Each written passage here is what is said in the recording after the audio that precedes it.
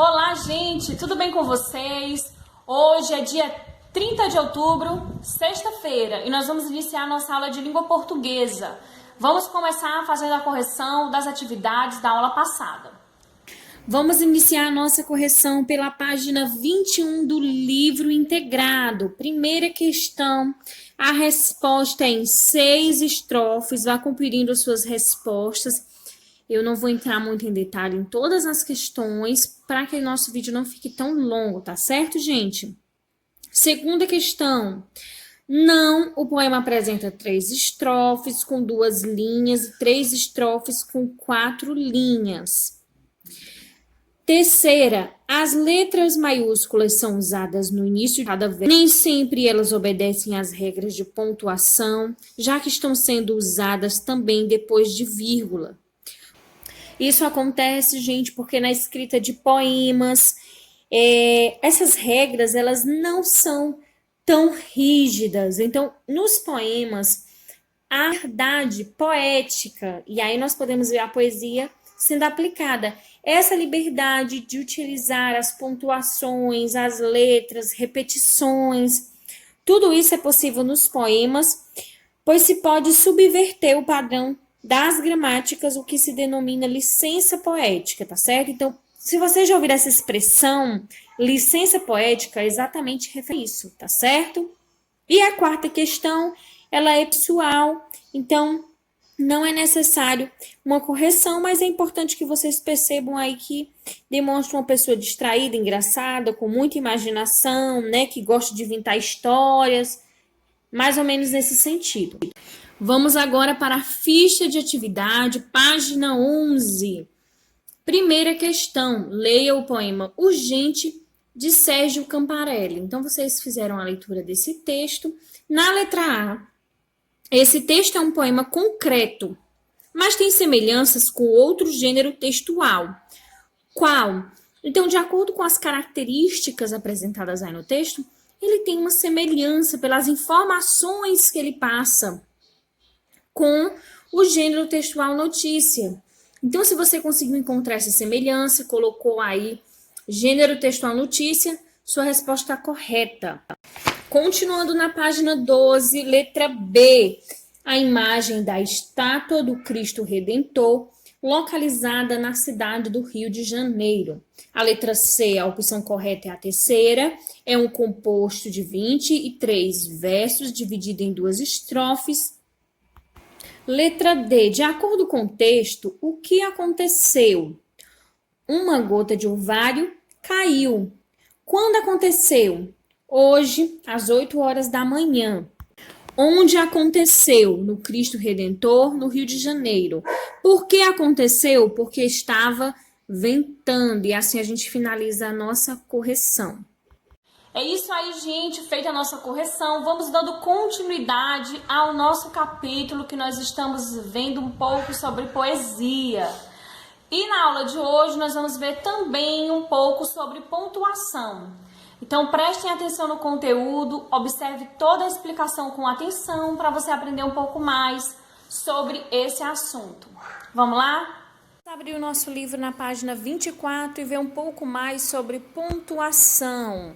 Leia a seguir mais um poema, Quando Vovó Celeste Adoeceu.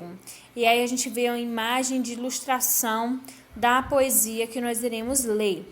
Vá acompanhando do seu livro, observando os pontos, a pontuação que é feita nessa poesia, nesse poema, porque é exatamente sobre pontuação que nós iremos estudar.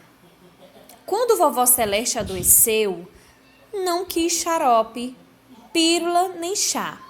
Olhava para o teto e suspirava. Quero comer pão de lá. Trouxemos pão de ló, pensando, é isso, o que ela nos pediu assim, com A. Mas ela recusava e repetia, quero comer pão de lá. Estava tão velhinha a Vó Celeste, murchinha assim feito um maracujá, mas era forte a voz que nos dizia, quero comer pão de lá. Querida Vó Celeste, que ensinou aos netos um por um o beabá. Cansada de falar, já rabiscava. Quero comer pão de lá. Um dia foi dormir no mesmo quarto pensando assim. Quem sabe ela dirá, quando estiver dormindo, onde se compra, onde se faz pão de lá.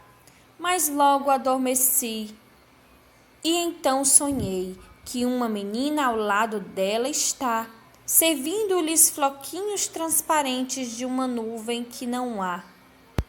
E quando amanheceu, vovó Celeste, de olhos fechados para sempre já, sorria, esquecida do seu nome que esperança hoje nos dá. E aí, gente, vocês observaram o gênero textual que nós estamos estudando, o poema, as características desse texto, como a sua estrutura é diferente dos outros textos que nós já estudamos? E também observaram as pontuações tão presentes nesse texto? Esse texto, esse poema, ele é rico em sua pontuação e essas pontuações são necessárias para que se possa, ao ler, entender melhor o texto e também para organizar essa leitura. Como nós sabemos, tudo que se escreve é para alguém ler. E a pontuação serve exatamente para que essa leitura seja ainda mais organizada e compreendida. Vamos agora juntos responder essas questões. Primeira, quem pode ser o eu lírico desse poema? Então, gente, quem que vocês acham que está escrevendo esse poema? Seria a Vó Celeste? Acho que não, né, gente? Então, poderia ser um neto ou uma neta da Vó Celeste, né? Ou um neto ou uma neta dela. Vamos colocar para nossa resposta ficar ainda mais completa, da vovó Celeste. Segunda questão, qual é o som que se repete em todas as rimas do poema? Então, é o som A. A gente vê sempre que tem o lá, o chá, o dá, maracujá, beabá, dirá, várias palavras que terminam com esse som A no final, o que faz com que as palavras rimem. As palavras rimam quando elas têm sons no final da palavra parecido, como já, está, dá, todas elas terminam com o mesmo som. Terceira questão. Leia a seguinte estrofe e circule todos os sinais de pontuação utilizados. Então, vamos observar e circular os sinais de pontuação utilizados. Trouxemos pão de ló e aí nós temos o quê? Uma vírgula. Pensando, e nós temos aí 2 pontos e também temos aí do lado, eu vou dar só uma circulada porque aqui é mais difícil de dar essa circulada aí precisa, tá certo? Mas vocês vão circular os 2 pontos e esses aspas, que também estão aqui no final, ó. O que ela nos pediu, assim como o a. Essa aspas, elas têm ela abre uma frase dita por alguém e também ela fecha essa frase. Então, é por isso que ela também está ali no final da frase. E no final da frase, nós temos o ponto final que você vai circular aí. Mas ela recusava e repetia. E nós temos 2 pontos que aparece geralmente quando vai vir a fala de alguém. Quando eu vou escrever a fala de alguém, também vem o travessão. Então, você vai circular o travessão logo no início da fala. Quero comer pão de lá. E aí nós temos o sinal de exclamação que denomina emoção a essa frase.